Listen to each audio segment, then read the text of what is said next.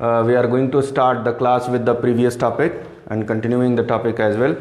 जैसा कल हम पढ़ चुके थे रिप्रोडक्शन इन ऑर्गेनिज्म को शुरू करा, तो आज हम इसी टॉपिक को कंटिन्यू करेंगे। और आज जैसा हमने कल इसके डिफिनीशन के बारे में बात करी थी कि डिफिनीशन में हमने देखा कि रिप्रोडक्शन एक, हम वापस से उसके बारे में बात कर लेते हैं, उसके बाद आगे हम लोग टॉपिक को कंटिन्यू करेंगे। तो देखें, reproduction is a biological process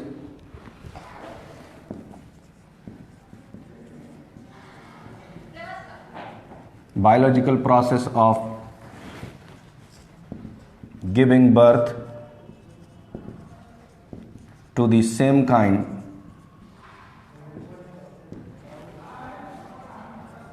for the continuity of race in a natural habitat। तो हमने पिछले दिन जैसे कल के क्लास में हमने इस डिफिनेशन से समझा था कि रिप्रोडक्शन कैसा है, एक बायोलॉजिकल प्रोसेस है जिसमें जो जीव है वह जन्म देता है। यह एक जन्म देने की क्रिया है। किसको जन्म देने की क्रिया है? सेम काइंड को, जिस काइंड से वह बिलोंग करता है उसी काइंड को वह जन्म देने की क्रिया है। किस लिए यह क्रिया है? यह क्रिया है कंटिन्यूटी ऑफ रेस, अर्थात अपनी जाति को बनाए रखने के लिए। और कहाँ? In the natural habitat. तो इन सब चीज़ों को हमने पढ़ रखा था। आज हम यदि बात करें कि जो रिप्रोडक्शन है वो किस प्रकार से होता है, तो मेथड्स उसके क्या हैं या मोड्स क्या हैं, मोड्स ऑफ रिप्रोडक्शन। तो हम बात करेंगे कि रिप्रोडक्शन के दो मोड हैं, दो तरह से रिप्रोडक्शन हो सकता है। एक है एसेक्सुअल मीन, जिसको हिंदी में अलैंगिक जनन कहा जाता है, और दूसरा सेक्सुअल मीन अर्थात लैंगिक जनन।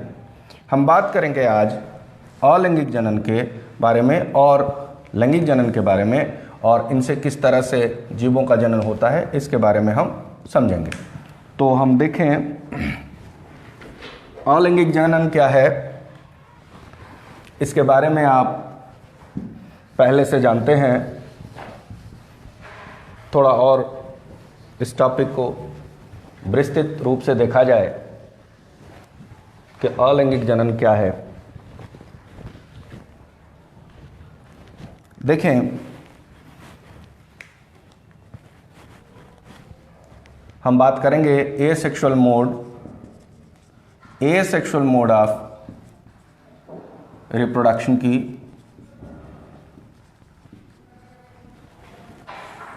यह वो मोड है जिसमें, इसकी यदि हम परिभाषा दें तो हम कहेंगे कि in this mode only one parent able to produce large number of similar progenies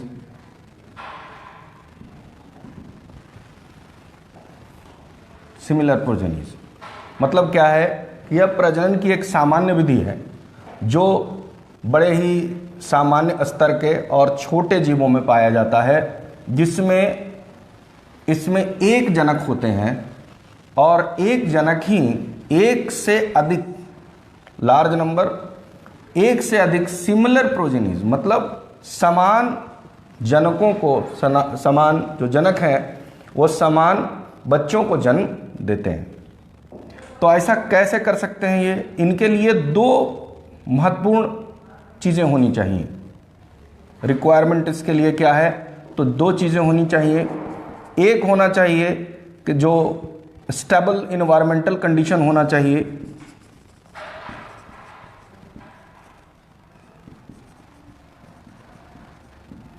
stable environmental condition मतलब किसी भी तौर से पर्यावरणीय अवस्था जो है जिसमें वह जीव जन्म देने जा रहा है उसमें परिवर्तन नहीं होना चाहिए। और दूसरी बात है इनॉर्मस फूड सप्लाई।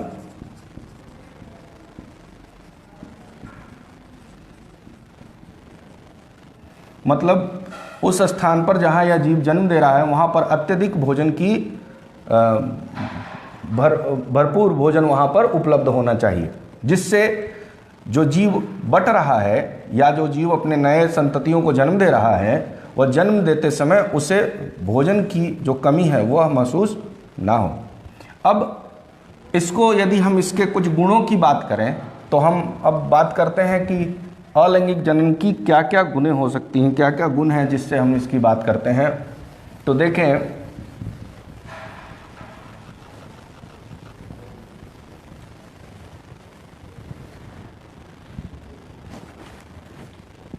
हम बात करेंगे इनके कैरेक्टरिस्टिक्स की,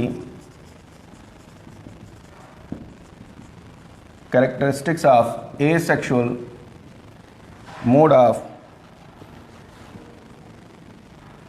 रिप्रोडक्शन। ये कैसा रिप्रोडक्शन का मॉडल है इसके अंदर देखें तो देखिए, सबसे पहला है इसके जो गुण हैं उनकी चर्चा यदि हम करें तो सबसे पहला जो गुण है वह क्या है, यह एक यूनिपेरेंटल मोड ऑफ रिप्रोडक्शन है। यूनिपेरेंटल मीन्स एकल जनक जनन पद्धति। एकल जनक मतलब एक ही जो जनक है वह यहाँ कई संततियों को जन्म देता है, और यह जो जनक है वह ना नर है और ना ही मादा है। It is not male and female. क्यों? क्योंकि मेल और फीमेल जो शब्द है वह लैंगिक जनन के साथ है, तो यहाँ पर यह जो जनक है वह ना नर है और ना मादा है। ऐसा या कुछ तरीके जो जीवों में होते हैं तो वो इनसे कोई मतलब नहीं रखता कि वो जनक कैसे हैं। यदि किसी जीव में यह हो रहा होता है तो वो जनक जो होते हैं वो दोनों प्रकार के हो भी सकते हैं। इनसे जो बच्चे उत्पन्न होते हैं वो कैसे होते हैं? The progenies are similar to their parents. अर्थात क्या है, जो बच्चे जो संततियां जो जन्म ले रही हैं वो अपने जनक के क्या हैं, बिल्कुल समान हैं, सिमिलर है। किस आधार पर सिमिलर है? तो वो उनके आनुवांशिक, हम जानते हैं हमारा जेनेटिक मेकअप ही ऐसा है, जीन्स में परिवर्तन होने के कारण जीवों में परिवर्तन होता है। और चूंकि यहाँ पर जीन्स का परिवर्तन नहीं हो रहा है और नहीं होता है, इसलिए जो बच्चे हैं वह बिल्कुल संततियों के क्या हैं, समान हैं। तो इस आधार पर ऐसे जो संतति होते हैं जो अपने माता पिता के बिल्कुल समान होते हैं, उन्हें they are often called as clones और रिमिट्स। इन्हें क्लोन्स या रिमिट्स कहा जाता है क्योंकि जो संततियां हैं वह जनक के समान है। The progenies are similar to their parent. और इस अभिक्रिया या जो फिनोमिना है इसको क्या कहते हैं? तो दिस प्रोसेस, इसको क्या कहते हैं? वेरिएशन। तो यहाँ पर क्या है, देयर इज नो वेरिएशन, मतलब किसी भी तौर पर जो संतति है वो अपने जनक से भिन्न नहीं है। अब यह भिन्न नहीं है, ठीक है। अब हम बात करेंगे क्यों यह भिन्न नहीं है। यह भी हम आगे इसी क्लास में हम जान पाएंगे कि इनमें भिन्नता क्यों नहीं होती। इसमें एक बड़ा प्रोसेस है क्या, कि इसमें गैमेट का formation, no gamete formation takes place. जैसा कि हम जानते हैं 10वीं कक्षा में भी प्रजनन में आपने पढ़ा होगा कि जो लैंगिक जनन है उसमें गैमेट्स की आवश्यकता होती है। हिंदी में इसे युग्मक कहा जाता है। तो युग्मक की आवश्यकता होती है। हम जानते हैं कि मेल गैमेट जो है वह स्पर्म है और फीमेल गैमेट जो है वो है एग और ओवम। तो ये क्या है, यहाँ पर इनका निर्माण नहीं होता है, और चूंकि इनका निर्माण नहीं होता है तो इसके बाद की जो क्रिया है उसे हम लोग कहते हैं निषेचन, fertilisation. fertilization doesn't occurs, means no fertilization takes place. इस जगह पर जब युग्मक नहीं बने, if there is no gamete, there is no need to unite these gamete. जब गैमेट है ही नहीं तो गैमेट मिलेंगे नहीं, तो यहाँ पर फर्टिलाइजेशन और निषेचन की क्रिया भी नहीं होगी। चूंकि यहाँ पर निषेचन की क्रिया नहीं होती है और गैमेट का निर्माण नहीं होता है, और ये दोनों क्रियाएं जो हैं वह एक लंबा प्रोसेस है, और इस क्रिया में बनने में, गैमेट बनने की जो क्रिया है उसे गैमेटोजेनेसिस कहते हैं। इसमें एक लंबा प्रोसेस है, समय लगता है, और फर्टिलाइजेशन भी एक टाइम टेकिंग प्रोसेस है। तो चूंकि ये दो महत्वपूर्ण क्रियाएं यहाँ पर नहीं होती हैं, तो ये प्रोसेस कैसा है? फास्ट है। फास्ट मल्टीप्लिकेशन ऑकर्स, मीन्स यहाँ पर जो बच्चों का जन्म है वो बहुत ही तेजी के साथ होता है। संतति बहुत तेजी के साथ अपने बच्चों को, जो जनक हैं वह संततियों को जन्म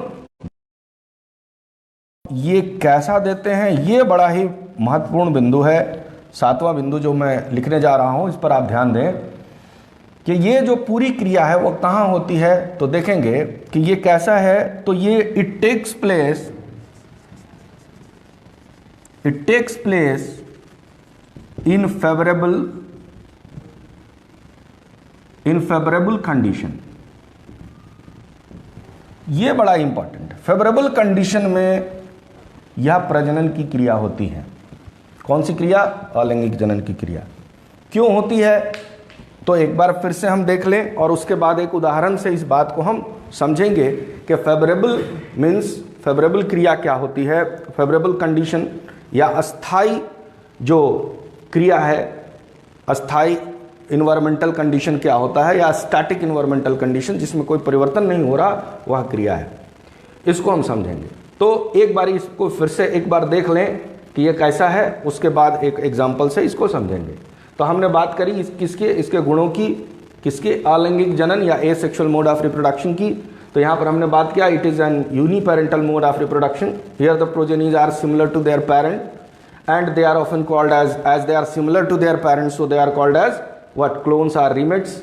There is no variation, there is no change takes place between parents and progenies. There is no gamete formation takes place, there is no need of gamete as well. And the gamete, as you know, the male gamete is the sperm and the female gamete is egg. So here there is no need and no formation of gamete takes place, and there is no need of fertilization because there is no gamete, so there is no need to have fertilization of this. So as these two processes are not take place, so here the process, यहाँ पर यह जो multiplication की जो क्रिया है वो बहुत तीव्र होती है, तेजी से होती है। और यह कहाँ होता है? It takes place in a favourable condition. देखते हैं कि फेवरेबल कंडीशन के एक उदाहरण को हम समझते हैं एक एग्जाम्पल के साथ। देखिए,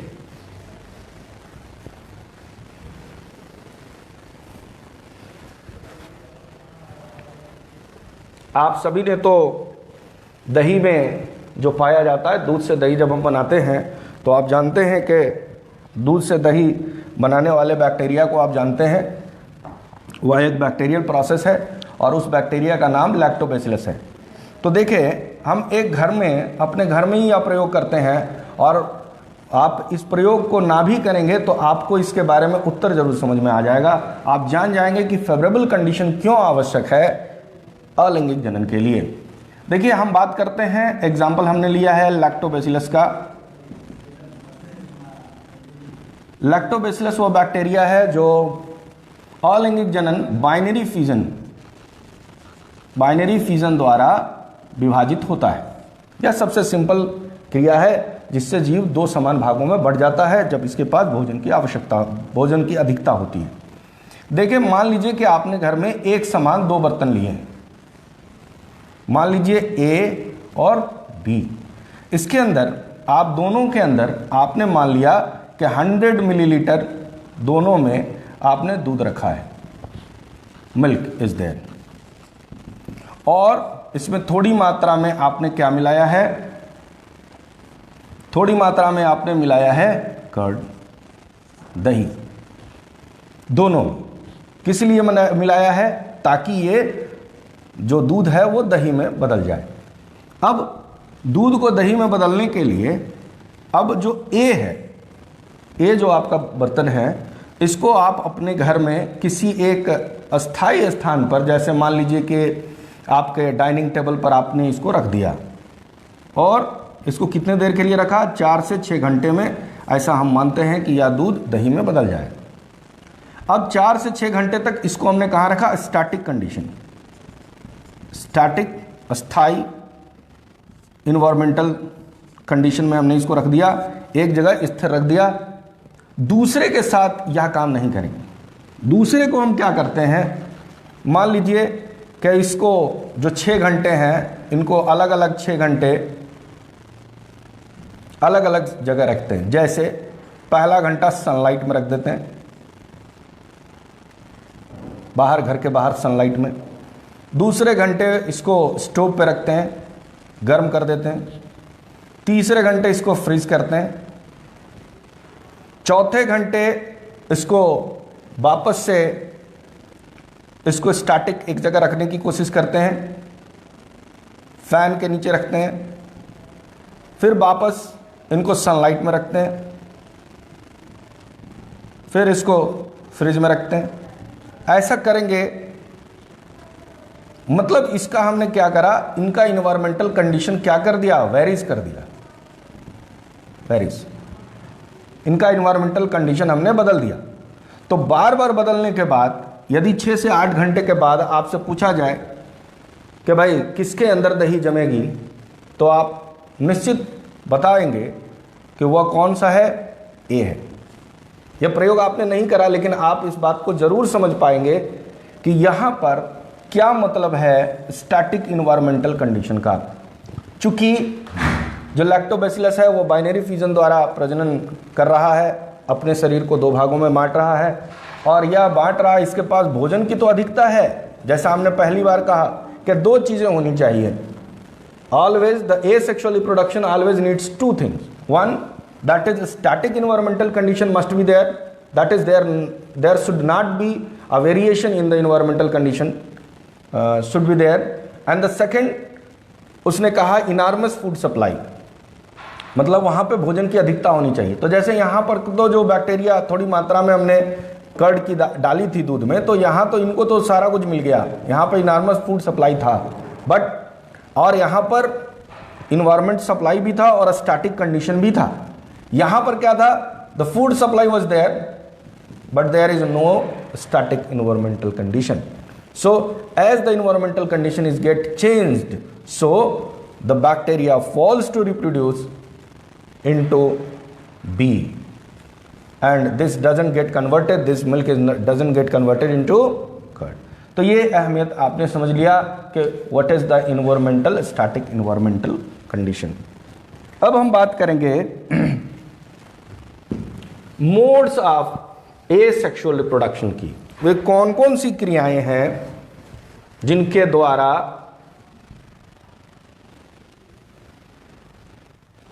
जो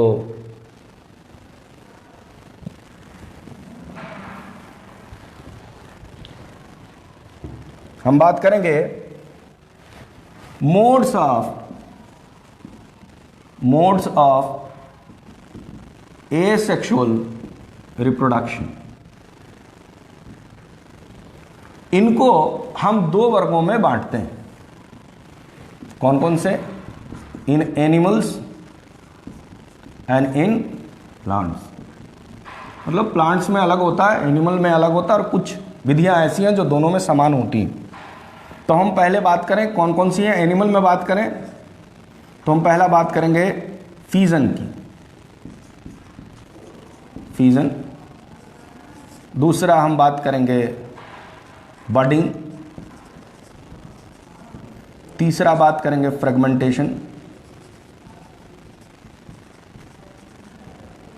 चौथा है रीजनरेशन,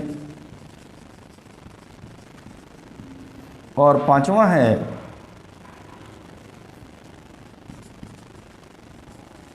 पार्थेनोजेनेसिस।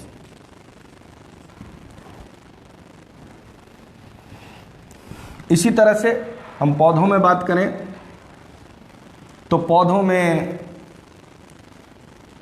पहला फिजन है, दूसरा इनमें फ्रेगमेंटेशन है, तीसरा स्पोर फॉर्मेशन है,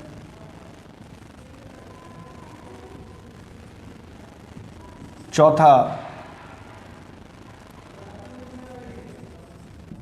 वेजिटेटिव प्रोपागेशन है और पांचवा माइक्रो प्रोपागेशन और जिसे टिश्यू कल्चर कहा जाता है टेक्निक है। देखिए यहाँ पर कई बार हम बात करेंगे, यहाँ पर पार्थेनोजेनेसिस के समान ही एक शब्द है पार्थेनोकार्पी। तो कई जगह बच्चे यह समझ लेते हैं कि पार्थेनोकार्पी जिस तरह से पार्थेनोजेनेसिस एनिमल में है उसी तरह से पार्थेनोकार्पी पौधों में भी होता है, जबकि ऐसा नहीं है।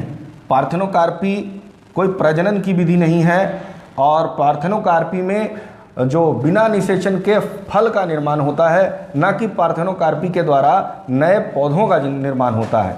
इसलिए इस बात को हमेशा समझेंगे कि parthenocarpy is not a method of reproduction, neither it is asexual और सेक्सुअल। तो हम हिंदी में भी इनको बात कर लें तो ये खंडन है, मुकुलन, विखंडन, पुनरुद्भवन और पार्थेनोकार्पी अनिषेक जनन। तो ये हिंदी में इनके बारे में हमने बात करा। फिर से हम बात कर दें तो क्या क्या है। खंडन, बडिंग को मुकुलन कहते हैं, फ्रेगमेंटेशन को विखंडन कहते हैं, रीजनरेशन को पुनरुद्भवन कहते हैं और पार्थेनोजेनेसिस को हम लोग अनिषेक जनन कहते हैं। यहाँ पर हम बात करें तो यहाँ पर भी फ्रेगमेंटेशन और फीजन और फ्रेगमेंटेशन है। यहाँ स्पोर फॉर्मेशन के बारे में बात करते हैं जिसको कहते हैं बीजाणु जनन, और यहाँ वेजिटेटिव प्रोपगेशन को हिंदी में कहते हैं कायिक प्रवर्धन, और पांचवा है माइक्रो प्रोपगेशन और टिश्यू कल्चर, इसको उत्तक संवर्धन कहा जाता है। तो ये हिंदी में भी हम इसके बारे में पढ़ेंगे। तो हम देख लें तो पहले हम बात करते हैं एनिमल में इन सभी पांचों के बारे में बात करेंगे और फिर हम पौधों में भी इनके बारे में बात करेंगे। तो देखें पहला जो फिजन है उसमें हम किन चीज़ों के बारे में बात करेंगे।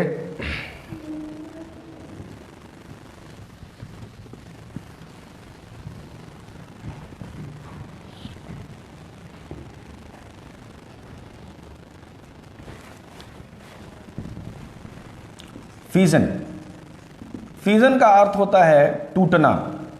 तो क्या होता है, in this the body of the parent divides into two और मोर इक्वल पार्ट्स। मतलब यहां क्या है, जो जनक का शरीर है वह दो या दो से अधिक भागों में क्या होता है, बढ़ जाता है। दो या दो से अधिक भागों में बढ़ जाता है। इस आधार पर यदि हम बात करें तो इसे हम लोग तीन इसमें क्रियाएं शामिल हैं। It involves 3 processes. पहला हम बात करेंगे नंबर 1 बाइनरी फिजन, जिसको हिंदी में द्विविखंडन कहते हैं। दूसरा मल्टीपल फिजन, बहु विखंडन, और तीसरा है plasmotomy.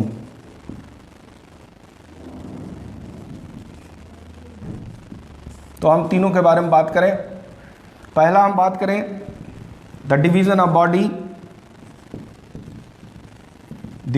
Body into 2 parts, 2 equal parts, जो बराबर 2 भागों में बढ़ जाता है।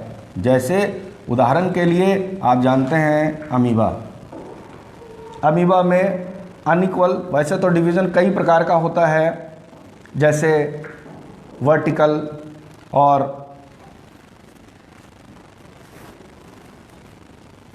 अलग अलग अनइक्वल डिवीज़न भी होता है, अनइक्वल बाइनरी फिजन होता है। आमतौर पर जैसे अमीबा में अनइक्वल बाइनरी फिजन है, यहाँ पर आप देखेंगे कि इस तरह से यह बॉडी है और इसके अंदर पहले यहाँ पर एक ग्रूव का निर्माण होता है और इनका न्यूक्लियस चेंज होना शुरू होता है, आकार में बढ़ता है और उसके बाद यह पूरा जो बॉडी है इसका 2 बराबर भागों में बंट जाता है। यह एक सामान्य विधि है और सामान्य तौर पर यह सिंपल ऑर्गेनिज्म जैसे एकल कोशिकाएं मतलब यूनिसेलुलर ऑर्गेनिज्म के अंदर देखी जाती हैं, जिन्हें आमतौर पर यदि आप बात करें आर.एच. व्हिटेकर के द्वारा जो क्लासिफिकेशन दिया गया है उसमें यदि हम बात करें तो पहला जो 2 है किंगडम मोनेरा और प्रोटिस्टा, उसमें पाए जाने वाले जीवों के अंदर यह क्रिया देखी जाती है आमतौर पर। दूसरी क्रिया है दैट इज जिसे हम लोग कहते हैं मल्टीपल फिजन। देखें,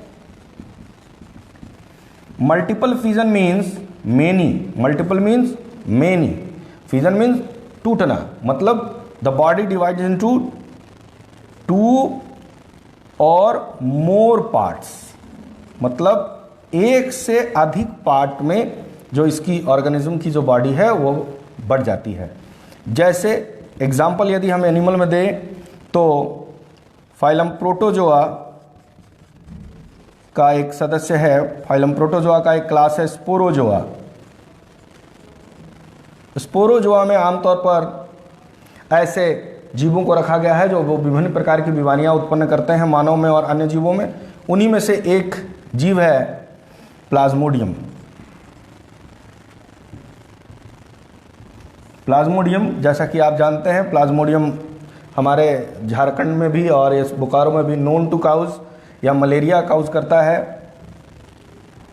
तो यह जो प्लाज्मोडियम है इसमें जो विखंडन होता है, इसमें क्या होता है कि जब यह हमारे शरीर के अंदर जब यह प्रवेश करता है प्लाज्मोडियम, तो हमारे किसी कोशिका में जैसे आरबीसी में या हिपेटोसाइट्स मीन्स लीवर की कोशिका के अंदर यह प्रवेश हो जाता है। और जब यह प्रवेश होता है तो हमारे ही कोशिका के अंदर के जो भोज्य पदार्थ हैं उनका सेवन कर यह अपने शरीर को कई भागों में बांट लेता है और बांटने के बाद फिर हमारी कोशिका की जो भित्ति है उसको तोड़कर यह लाखों की संख्या में बाहर आ जाता है और फिर यह नए हमारे स्वस्थ कोशिकाओं को इन्वेड करता है और दोबारा उनको ग्रसित करता है और प्रभावित करता है। तो यह क्रिया क्या कहलाती है? मल्टीपल फिजन कहलाती है, जैसा कि हमने देखा प्लाज्मोडियम के अंदर। अब हम बात करेंगे, लास्ट है प्लाज्मोटोमी की। तो देखें, प्लाज्मोटोमी किसमें होता है?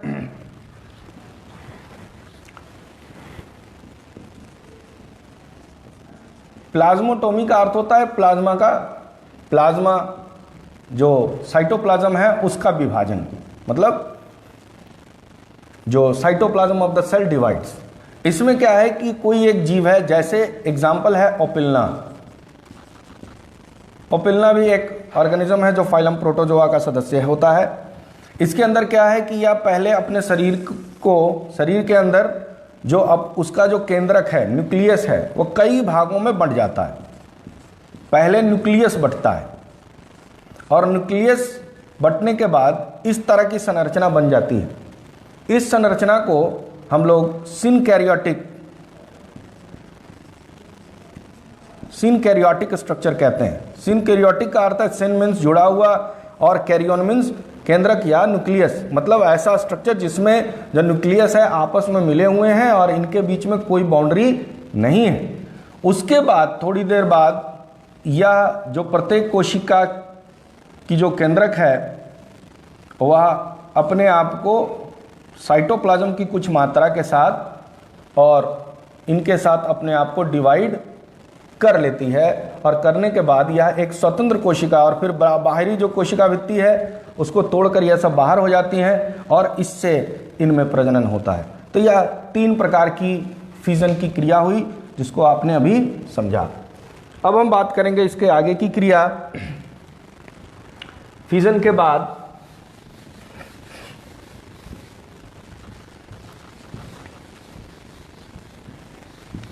हम बात करेंगे बडिंग की।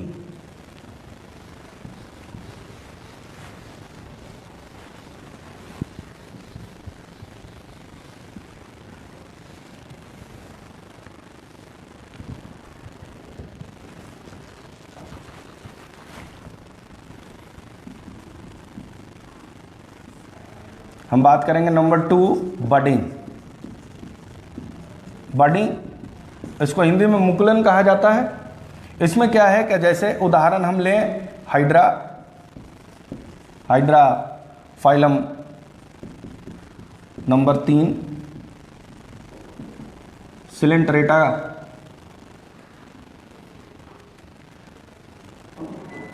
का सदस्य है। आप इस ऑर्गेनिज्म के अंदर देखें तो इनका जो बॉडी है इसके ऊपर में क्या होता है जरा देख लें। यह एक अमीबा, यह एक हाइड्रा है और यह एक हाइड्रा का टेंटिकल्स है। इसमें आमतौर पर क्या होता है कि कोई एक आउटग्रोथ होता है, एनी आउटग्रोथ। आउटग्रोथ मीन्स शरीर के बाहरी त्वचा पर कुछ उभार उत्पन्न होते हैं और यह उभार क्या कहलाता है? बड कहलाता है। और यह धीरे धीरे यह जो उभार है वह कटता चला जाता है और यह pinching of process, pinching of process जैसे हम आटे से रोटी बनाने के लिए लोई के लिए एक छोटी मात्रा में आटे को लेते हैं, वहाँ पर एक नए जीव का रूप ले लेता है। जैसे यह एक ए है तो यह बी है। और यह जो क्रिया दो प्रकार की होती है, एक्सोजीनस और इंडोजीनस। एक्सोजीनस का अभिप्राय है जो शरीर के बाहरी त्वचा पर होता है, जैसे उदाहरण आपने हाइड्रा का देखा। और इंडोजीनस जो होता है वो शरीर के अंदर में होता है, जैसे कुछ पोरीफेरेंस में होता है, जैसे साइकॉन में भी होता है कि उनके शरीर के अंदर से बर्ड्स बनते हैं और वह बर्ड्स शरीर से बाहर निकल जाते हैं। तीसरी क्रिया जो है वह है fragmentation.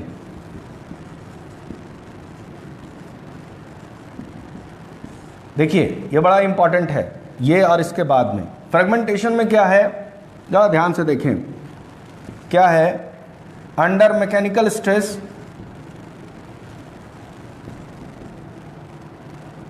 if the body of organism divides into two or more parts,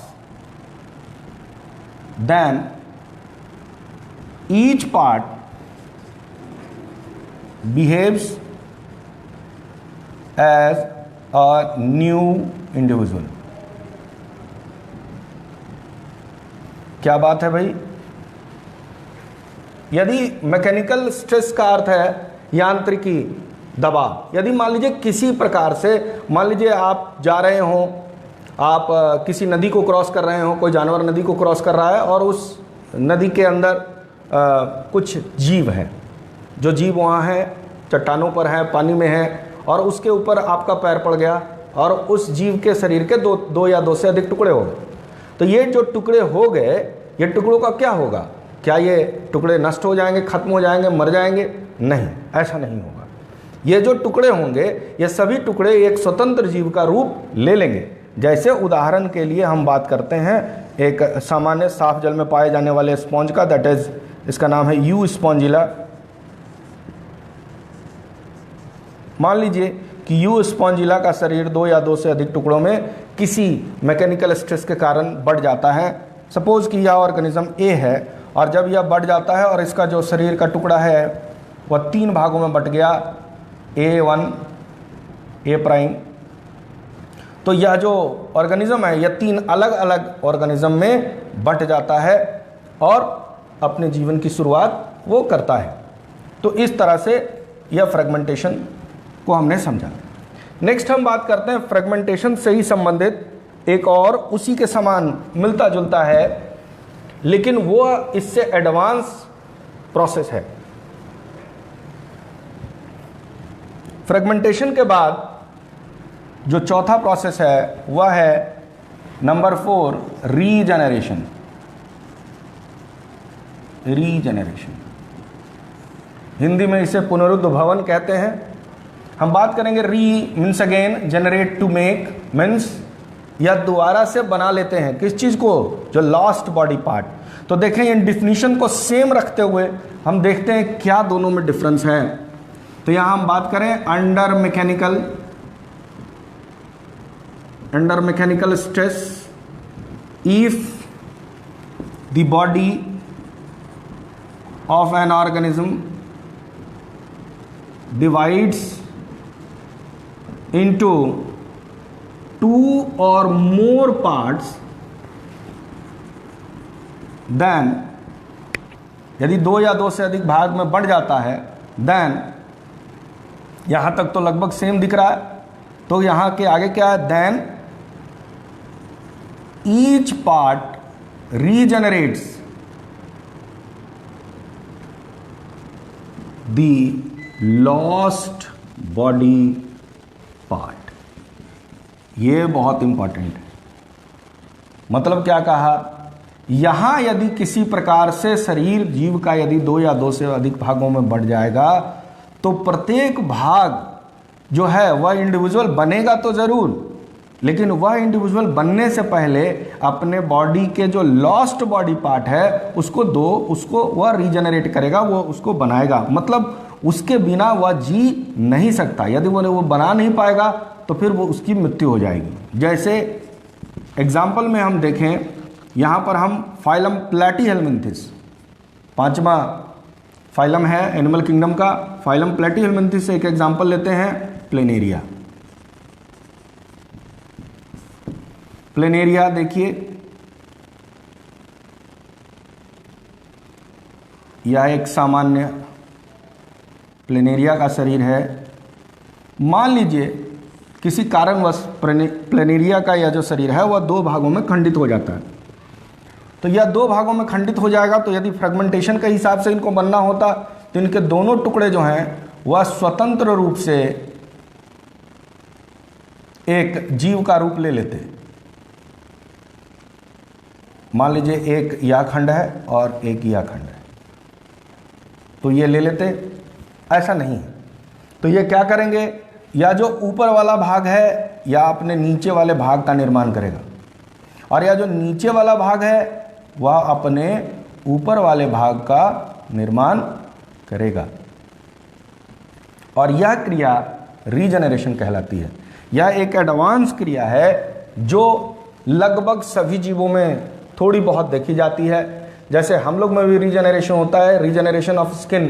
कुछ समय तक, कुछ अवस्था तक हमारा स्किन यदि चला जाए, जैसे चोट लगता है तो स्किन जो चला जाता है वो वापस आता है, रीजनरेट होता है। यदि हम रीजनरेशन का हाईएस्ट यदि देखते हैं तो वह जो एम्फीबियंस में एक्सेलेटल लार्वा है उसके अंदर देखा जाता है, एम्बाइलोस्टोमा में। उसका जो लार्वा है उसके लार्वे का यदि आप हाथ काट दें तो वह वापस आ जाता है। और इसी तरह की क्रिया आप बहुत हद तक देखते हैं छिपकलियों में कि यदि उसकी पूंछ कट जाती है या हाथ कट जाता है तो वो वापस आ जाता है। लेकिन उसका भी एक सीमा है, अप टू अ लिमिट। यहाँ इस जीव में क्या है, यदि इस जीव के शरीर का 1/200 हिस्सा भी आप कर देंगे तो इसका जो प्लेनेरिया है वह अपने सभी जो 200 टुकड़े हैं वह अपने शरीर को पूर्ण रूप में विकसित कर लेता है। यह है रीजनरेशन। अब हम बात करेंगे लास्ट टॉपिक की, जो कि लास्ट मोड है एसेक्सुअल रिप्रोडक्शन का एनिमल्स में, उसके बारे में हम बात करेंगे। वो क्या है, वो है पार्थेनोजेनेसिस।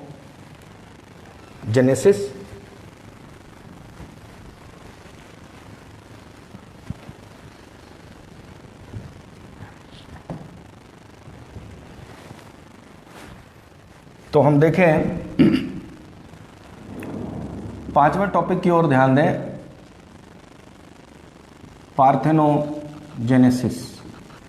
देखिए यह क्रिया क्या है, यह बहुत ही जटिल क्रिया है। इसको समझने के लिए आप ध्यान से देखें। पार्थेनोस का अर्थ होता है वर्जिन,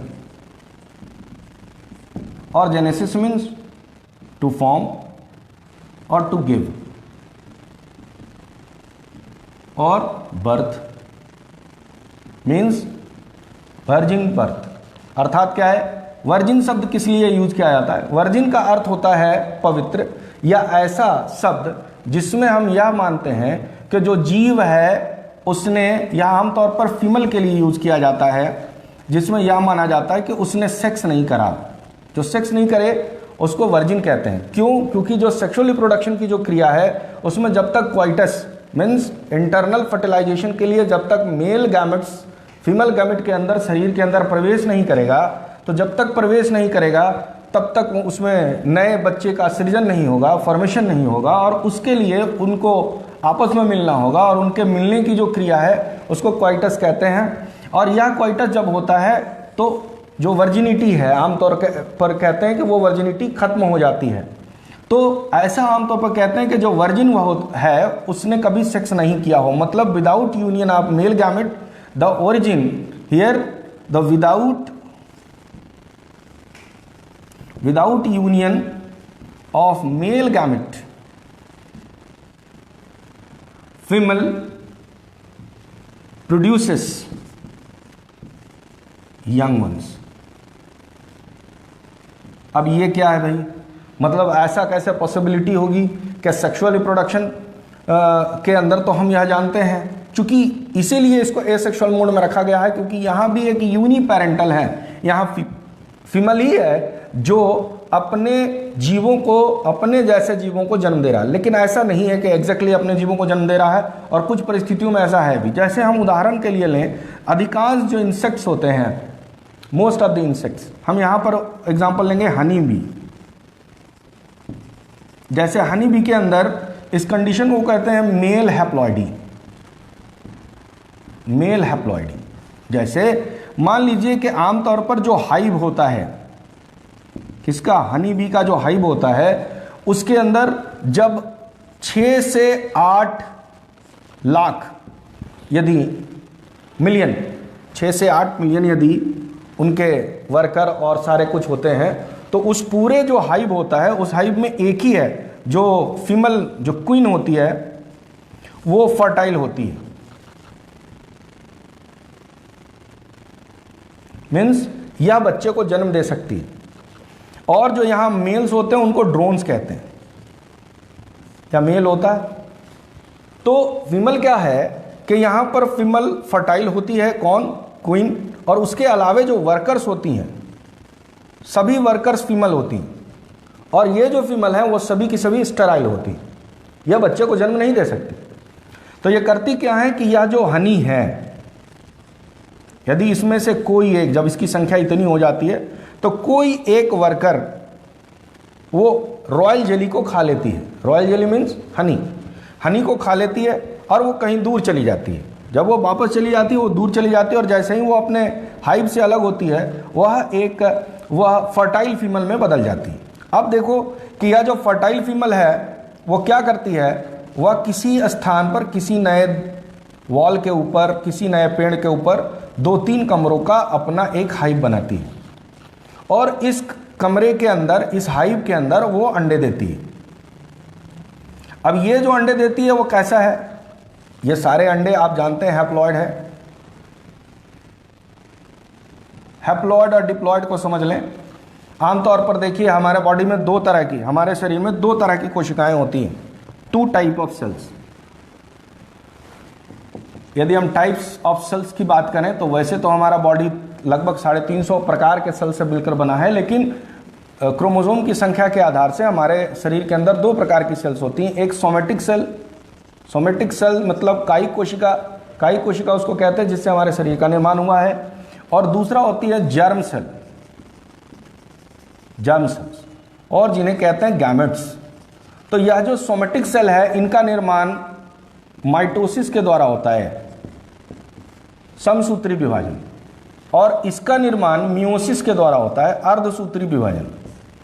और इनमें गुणसूत्र की संख्या 2n से 2n ही होती है, मतलब यहाँ 2n बराबर, यदि मानव का एग्जाम्पल लें तो 46 होता है, n बराबर 23 होता है, 23 × 2 बराबर 46। यह हमारे गुणसूत्र की संख्या है जिसको x द्वारा डिनोट किया जाता है।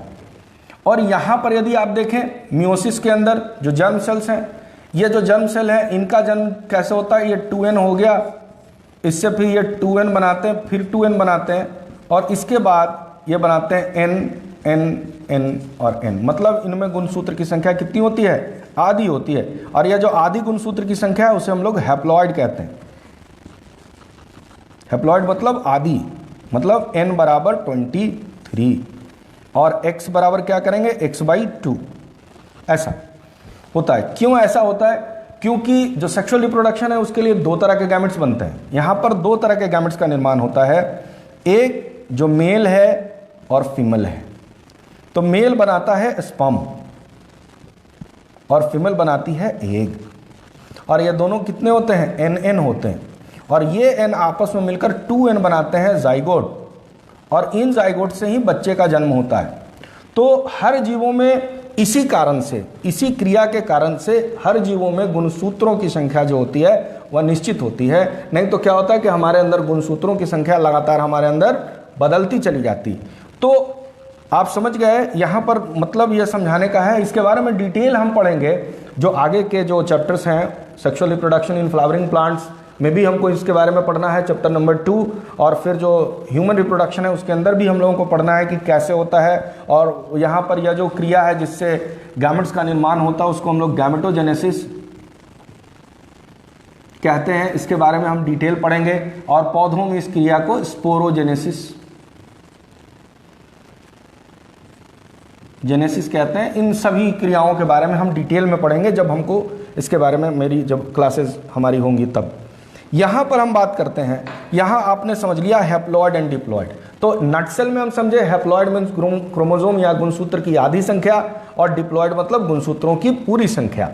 तो यहाँ क्या है कि यह जो फीमेल ने अंडे दिए वे क्या हो गए, वे सभी अंडे हैप्लॉइड हैं। तो वो जो भी अंडे देगी वो हैप्लॉइड ही है। अब क्या है कि यहाँ पर किसी मेल को होना चाहिए जो इसके अंडों को निषेचित करे, ऐसा नहीं है। ये जो अंडे हैं जो अपने माँ से पैदा हुए हैं ये सभी मेल बन जाते हैं। सभी जो अंडे हैं बिना निषेचन के, बिना निषेचन means without fertilization, the egg develops into young ones, और यह जो यंग वंस हैं वो सभी मेल या ड्रोन्स होते हैं। और फिर इन ड्रोन्स का क्या काम होता है, ये ड्रोन्स अब जो इसकी माँ जो फीमेल क्वीन जो होती है हार्ट की हाइव की, और यह जब अब जो ये एग को देती है, उन एग को जब वो ले कर रही है तो उन एग को अब इनका काम होता है कि उन एग को फर्टिलाइज करना। तो पहले जो मेल है वो हैप्लॉइड है एन, और वो एन ही गैमेट बना रहा है, और फीमेल जो है वो कैसी है, वह डिप्लॉइड है, वह 2n है, और वह भी n बना रही है। और फिर इस n से मिलने से एक बार तो मेल बन रहा है, और ये जब दोनों n मिलते हैं तो इससे फिर 2n फीमेल बनती है। तो चूंकि अब देखो ये तो समझ गए, अब यहाँ पर जो समस्या हमारे पास क्या आ गई, यहाँ पर यह बात आ गई कि यह बात हमको समझ में नहीं आई कि भाई यह क्यों डेवलप हुआ इस तरह से। तो यह जो क्रिया है इसको हम लोग आमतौर पर पार्थेनोजेनेसिस कहते हैं। मतलब parthenogenesis means virgin birth, means here the virgin means without fertilization the female lays the eggs and the eggs become young ones. यहाँ पर एक और एग्जाम्पल है मैक्सिकन। हम बात करेंगे पार्थेनोजेनेसिस आमतौर पर 2 प्रकार का होता है, दैट इज हैप्लॉइड पार्थेनोजेनेसिस। इस प्रोसेस को हम लोग एनिनोटॉकी और थैलोटॉकी भी कहते हैं। तो यहाँ पर हम बात करेंगे हैप्लॉइड पार्थेनोजेनेसिस की, जो जिसका एग्जाम्पल हमने किसको देख लिया, हमने हनी बी का देखा। और दूसरा हम देखेंगे दैट इज डिप्लॉइड पार्थेनोजेनेसिस।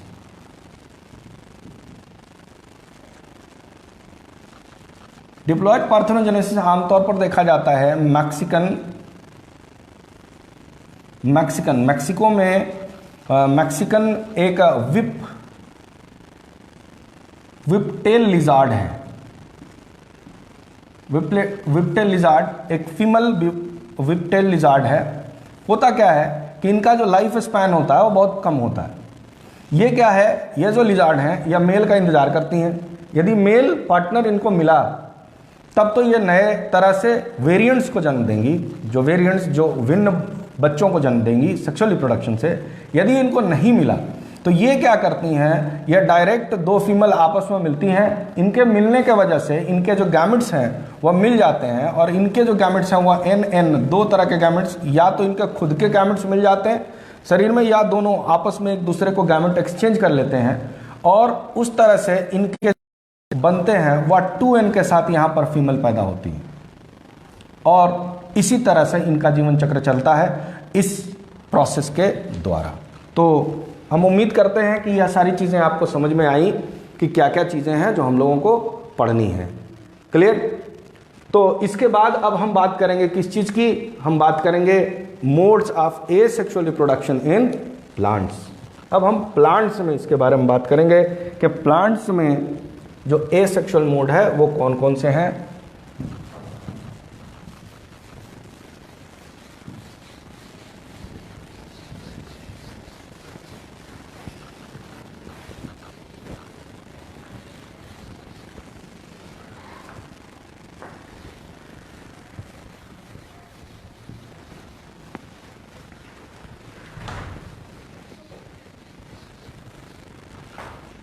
तो हम उम्मीद करते हैं कि ये जो नेक्स्ट टॉपिक है that is asexual reproduction in plants, इसके बारे में हम अगले क्लास में बात करेंगे।